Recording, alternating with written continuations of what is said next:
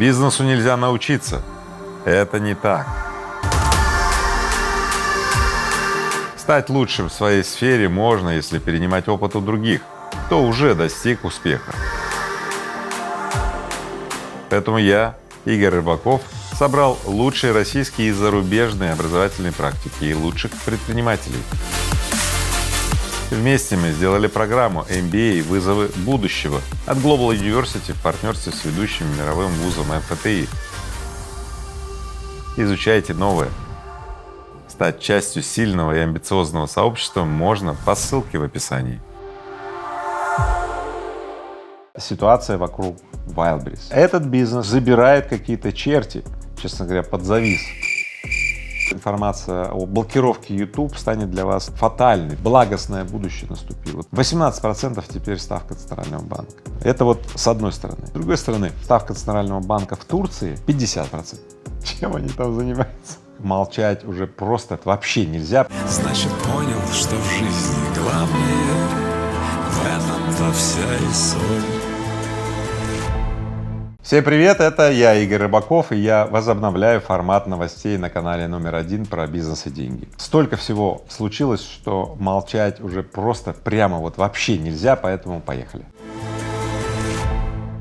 Главная новость недели похожа на бразильский сериал. Это ситуация вокруг Wildberries. Я тоже наблюдаю эту ситуацию. Дело в том, что я и Татьяну, и Владислава знаю лично, и мы дружим семьями, и поэтому вот вся эта ситуация вызывает во мне прямо-таки внутреннюю какую-то раздрай, боль и так далее. Но давайте обо всем по порядку. В среду сооснователь Wildberries Владислав Бакальчук сообщил о рейдерском захвате компании. Он пожаловался на это Рамзану Кадырову. Я видел этот ролик, и, честно говоря, когда просматриваешь ленту, там разное летает, и, честно говоря, я подумал, что это какой-то дипфейк. Но когда вечером пришел домой, и моя жена Катя стала вдруг меня расспрашивать, она сказала, это не фейк, я, честно говоря, подзавис, никак не мог прийти в себя. Но, тем не менее, потом я понял, что что-то действительно происходит. О чем сказал Владислав в своих заявлениях? Сказал, что Татьяна ушла из семьи, находится под влиянием третьих лиц, действует не по собственной воле. Рамзан Кадыров в свойственной ему манере такой конкретности, прямая речь, зачитаю, да, ответил, что этот бизнес, разрушая семью, забирает какие-то черти, и в Wildberries происходит откровенный наглый рейдерский захват под видом слияния с компанией РУС. Моментально на связь сразу же вышла Татьяна Бакальчук, заявила, что это не рейдерский захват, это развод.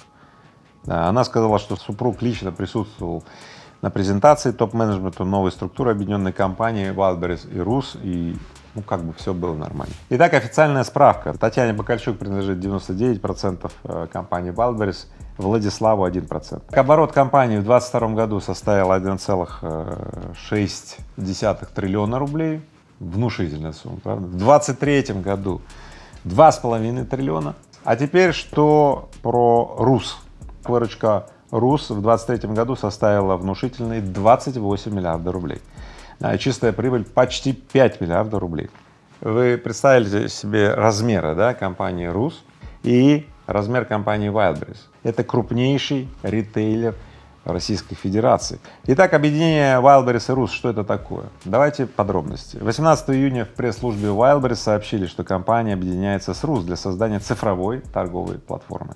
Кстати, когда я увидел это сообщение, я говорю, боже мой, как здорово, ведь это реально удивительный шанс для России создать там прообраз Amazon и так далее, и ввести там внутренние валюты, платежи. И недолго осталось ждать, когда в прессе тут же появились отголоски всего этого.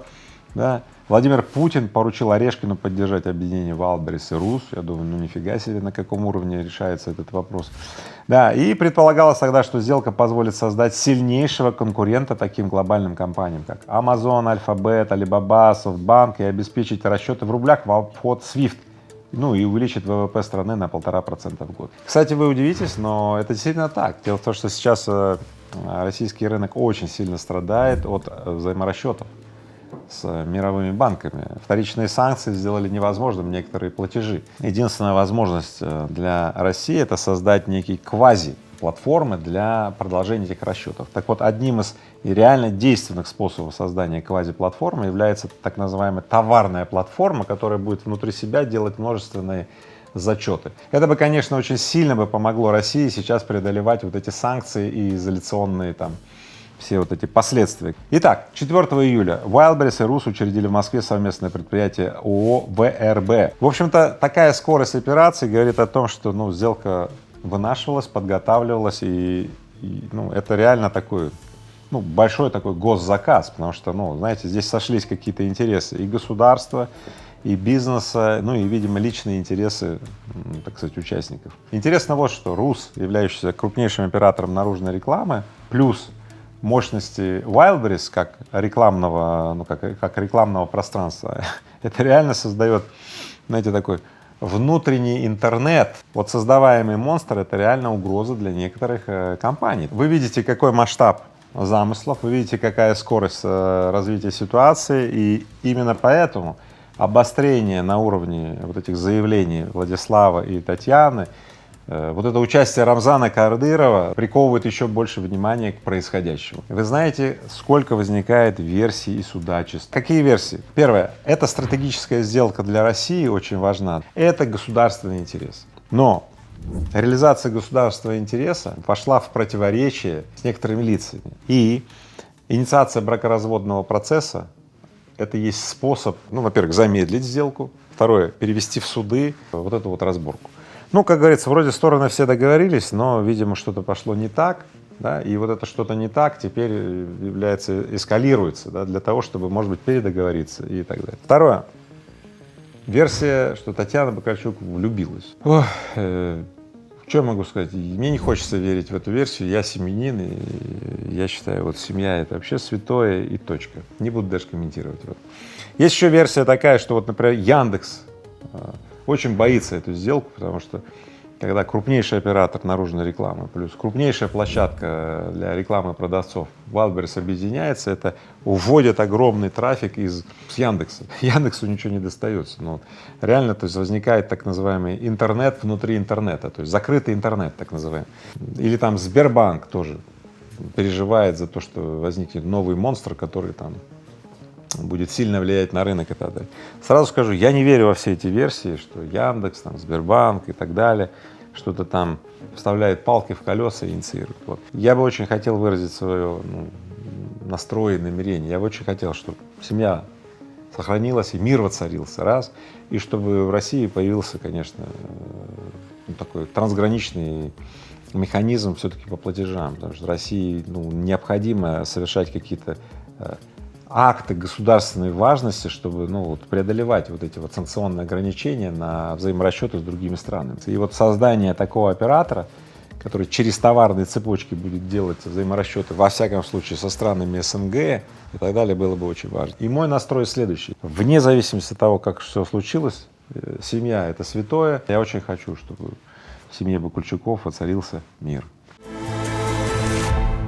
Сейчас же не очень много чему может порадоваться, а вот эта новость прям вот порадовала меня, какой-то молодостью бурной такой вот повеяло. Итак, спортсменам Олимпиады в Париже выдали 10 тысяч латексных салфеток для орального секса. Вот в мою юность не было никаких там латексных салфеток для орального секса, и все было, так сказать.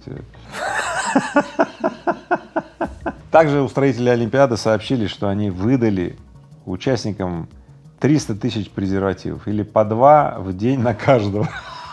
Чем они там занимаются? Короче, издание Guardian отмечает, что спортсменам выдают не только традиционные презервативы для мужчин, но и 20 тысяч женских презервативов. Средства массовой информации называют эту Олимпиаду самой сексуальной в истории. Ой, в общем, знаю, честно говоря, на такие новости у меня сразу один комментарий. Друзья мои, конечно, ребята находят все новые и новые способы привлечь внимание. Такое сообщение наверняка перепечатано там тысячами СМИ, прикол и так далее, и таким образом пиарится Олимпиада. Да. Кто там что кому выдавал, какие там салфетки для орального секса или для какого другого секса, это все 10-й вопрос, но забавно же, да, как вирально распространяются вот такие вот пикантные, подробности про спортсменов. Вы думаете, они там спортом занимаются, а они вон он. В конце концов, хайп, да, привлечение внимания, ну и просмотры на телеке, и бюджеты у тех спонсоров, которые, собственно говоря, финансируют Олимпиаду. Ну, такая жизнь, такой бизнес. А единственное, за что я переживаю, это сборной России нет на Олимпиаде, и наши спортсмены не займутся оральным сексом, а в принципе прикольно было бы, так бы рассказали, как там. Ставрополь, Краснодар и Минск. У меня для вас хорошие новости. Скоро мы сможем увидеться. Даты встреч, пароли, явки ищи в описании. Следующая новость немножко грустная. Компания Технониколь Рыбакова Игоря и Сергея Колесникова продала свои активы в Италии и Литве. Известные российские промышленники и предприниматели Игорь Рыбаков и Сергей Колесников назвали эти сделки вынужденными.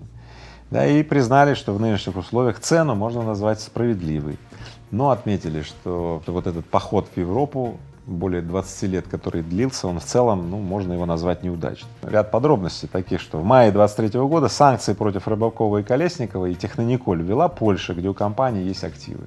В результате Польша не просто ввела санкции, да, она просто, ну, в общем-то, экспроприировала завод, и сейчас внешний управляющий, да, доступа к которому у компании Технониколь нет, этот внешний управляющий просто грабит компанию. Вот. Ну и, скорее всего, завод будет разграблен, распродан, вот и все. Ну и, грубо говоря, отжат. Вот по-русски это называется полностью отжали. Вне правового поля и так далее. Естественно, Технониколь будет судиться там во всех судах. Сейчас уже подали иск в суд по правам человека. Да, мы дойдем до конца. Но мы четко понимаем, что к моменту, когда мы дойдем до конца, и даже если мы победим, а мы настроены на победу, к этому времени завод будет разграблен, продан, и концов там не сыщешь. И вот чтобы то, что случилось в Польше, не случилось с заводами в Литве, Италии, да, мы решили их продать. Вот. Хотя мы целый год сомневались, продавать нет, может быть, как-то. Но все-таки решили продать, потому что тучи сгущаются, и лучше вовремя сделать что-то и все. В любом случае, я и Сергей Колесников, мы решили сосредоточиться на проектах в России, с чем вас и поздравляю. И данный урок был очень важен мне лично, потому как я не только сосредоточен на бизнес-проектах в России, но и сосредоточен на образовательных проектах в России. И, в общем-то, 70% моего времени и капиталов, которые я получаю там, в виде дивидендов и так далее, я вкладываю теперь в образование. Детские сады, школы, университеты в России. Будет еще очень много сообщений о филантропических проектах, которые финансирует Игорь Рыбаков.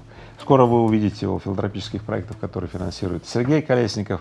В общем, вы знаете, как говорится в поговорке, видите, да, не было бы счастья, да, но несчастье помогло. Ну, несчастье, да, но мы способны, друзья мои, интерпретировать вот эти вот обрушения или какие-то провалы и извлекать из них выгоду, пользу. Мы научились, и я хочу, чтобы вы тоже научились. Да. Поэтому не бойтесь ошибок. Ошибка — это, ну, тогда мы поняли, что то, как мы делали, вот не работает. И я понял, что вот идти в Европу, строить какие-то бизнесы, вот для нас лично, для компании Технониколь, для Сергея Колесникова это не работает. Поэтому мы уходим из Европы, мы сосредотачиваемся на России. Добро, Россия, добро пожаловать. Следующая новость повергла меня, ну, в шок. Ну, не меньше этого. Путин предложил перевести госкомпании из Москвы в Сибирь, на Урал или Дальний Восток. Вот почему только госкомпании, может быть, и органы правительства, может быть, министерства, ведомства и так далее, но, видимо, за этим следующие ходы. Но давайте посмотрим.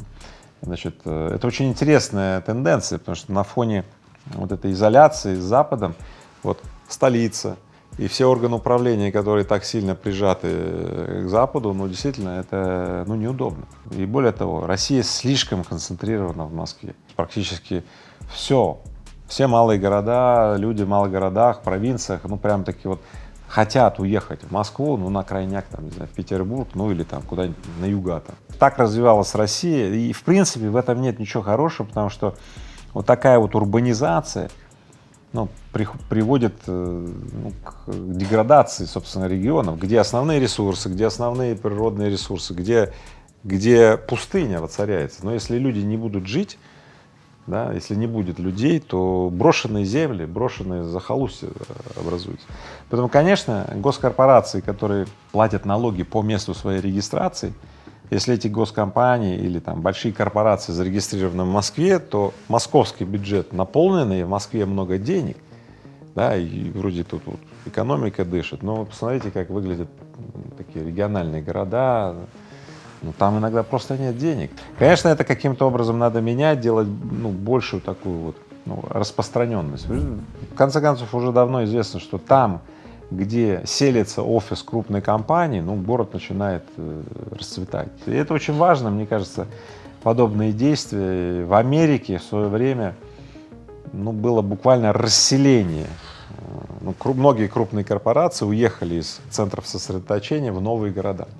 Так появились прям новые города, и они зажили. Я думаю, России следовало бы произвести подобный маневр. Он сложный, но вот существующих вызовов, которые у России, мне кажется, это не очень сложно. Да, всегда после вот этих заявлений сразу хочется спросить, а уже были прецеденты, идет, или это опять заявления, которые останутся на полке? Нет, в этот раз есть уже практика.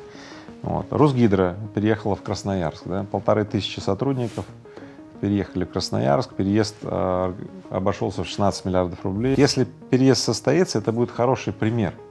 То есть, когда начинается движение, ну, желательно не один был, чтобы пример, а чтобы второй, третий, там, четвертый. Да. Я бы хотел увидеть конкретную миграцию, потому что это задало бы, ну, реально такой тренд. Потому что город, куда приезжают образованные люди, ну, создают сразу такую, ну, некую среду, там появляются школы, детские сады и, ну, такой оазис. Почему нет? Очень классный пример. Я бы и сам подумал, почему нет? Я бы с удовольствием жил бы в таком городе. Итак, следующая новость вам всем точно понравится, но мне она очень нравится. Да? Россияне стали чувствовать себя примерно на 10 лет моложе. Да, о сменившихся ощущениях возраста у граждан, да, страны заявил глава Минздрава России Михаил Мурашко. Ну, насколько можно верить, но, вы знаете, я про себя беру, вот у меня тоже ощущение, что мне лет 40, да, а мне за 50 уже, поэтому у меня совпадает. Как у вас, напишите мне в комментарии, интересно сделать собственный опрос. Да. Да, ну, в частности, Мурашко сказал, что вот настоящие 40-летние люди чувствуют себя на 30, а те, кто достиг 50-40, вот я сказал, вот я чувствую себя на 40. И он сказал, что это нормальное развитие здравоохранения и нормальное отношение к собственному здоровью. Вот, поэтому я рад, что в целом настроение там чувствовать себя на 40 лет, если тебе 50 и так далее, но лишь бы это не оказалось выдачей желаемого за действительного, да. И то, что у меня так, это не значит, что у вас так, поэтому я хочу произвести наше с вами личное расследование. Пишите, кто реально чувствует себя на 10 лет моложе, может, кто на 20 лет, а кто чувствует себя на 10 лет старше, тоже пишите, и мы создадим, ну, как бы отчет, и в следующий раз я попробую составить свое исследование и скажу вам, кто на самом деле как чувствует, ну, во всяком случае, из тех, кто есть на канале номер 1 про бизнес и деньги. Следующая новость тревожная, но мы знаем, как с этим быть, поэтому подготовьтесь, пожалуйста, и подпишитесь на Telegram Игоря Рыбакова, ВК, Дзен, вот. Иначе вот эта информация о блокировке YouTube станет для вас, ну, возможно, вот фатальной, то есть вы больше не услышите это сообщение, потому что заблокируют. Короче, скорость загрузки YouTube на стационарных компьютерах снизится до 40% к концу этой недели. Да, ну а потом до 70%. Это принудительная мера, искусственная, да.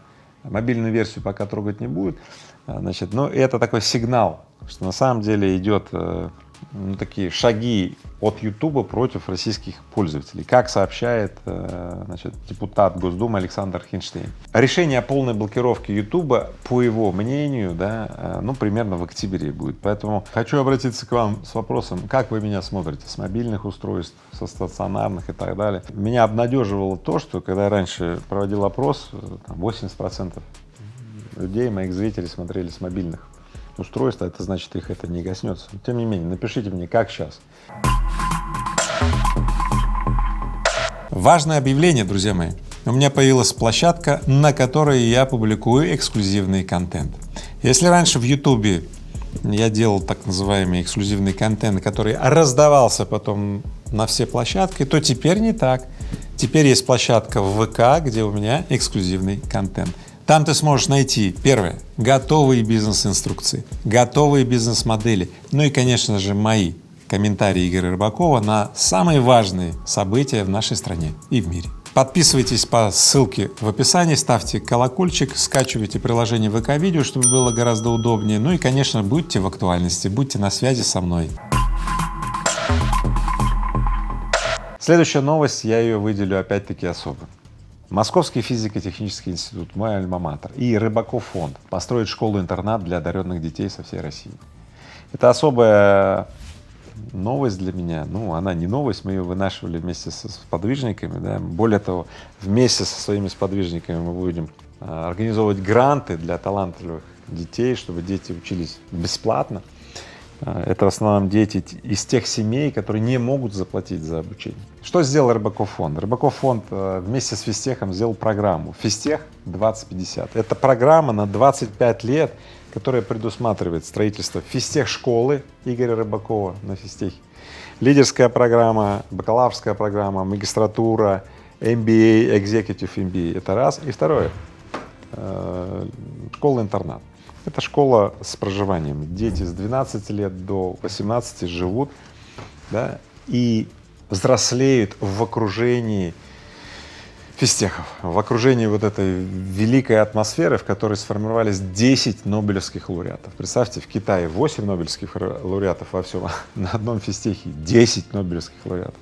Вот и все. Конечно, я просто нахожусь в каком-то огромном предчувствии, что именно этот проект станет неким драйвером возрождения Великого Севера. Ну, все-таки Великий Север должен воспрянуть ото сна.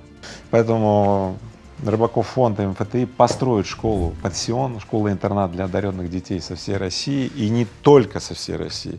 Я уверен, что чуть позже мы перейдем к тому, что в эту школу-пансион у него будут приезжать дети и со всего мира, а потом они будут уезжать в свои страны, да, и мы будем устанавливать по всему миру подходы, которые мы с вами сопридумаем.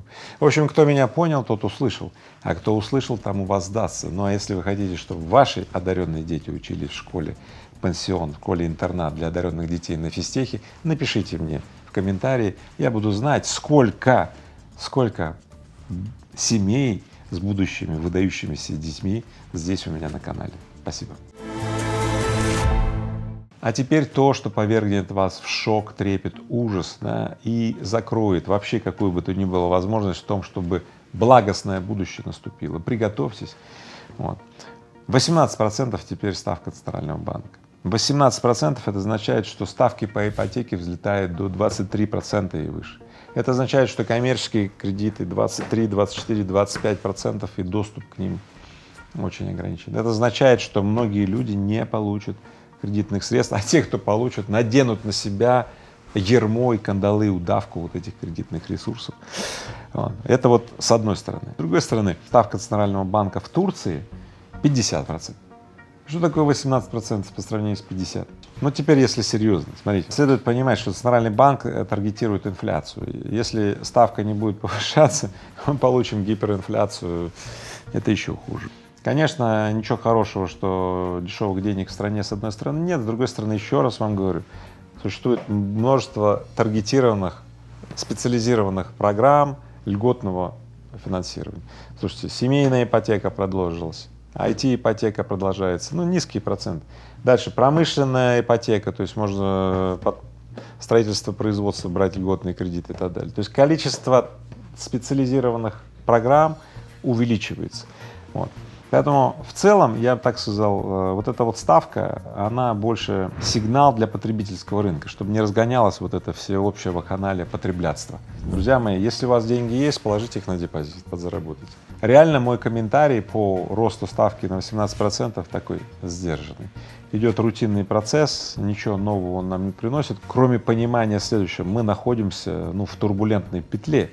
И трудности, которые преодолевает экономика и страна, мы находимся вот внутри этих трудностей. Если кто-то говорит, мы преодолели, мы смогли и так далее, ребят, мы вошли в полосу, и следующие 3000 дней будут очень сложными. Продолжается преследование налоговой службы артистов Российской Федерации. Вот недавно у глюкозы, из-за задолженности под налогом, заблокировали счета и так далее. А до этого в Красноярске прошел концерт глюкозы, и зрители жаловались, что вот глюкоза, то есть вот эта певица выступала под фонограмму, неадекватно себя вела, трогала за разные места, за всякое, да. Что я хочу сказать? Жизнь артиста незавидна. очень тяжела, алкоголь, антидепрессанты и так далее, перелеты, бессонные ночи там и так далее. Вот.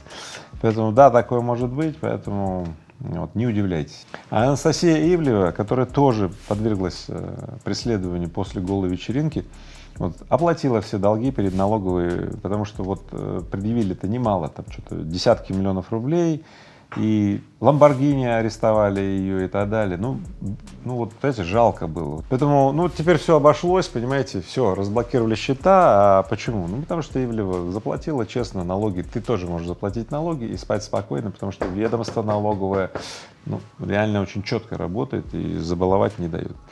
Поэтому эта новость была про артистов, про незавидную жизнь, про людей, находящихся под софитами, под обозрение многих людей, все постоянно снимают на телефончик, выкладывают в соцсети и так далее.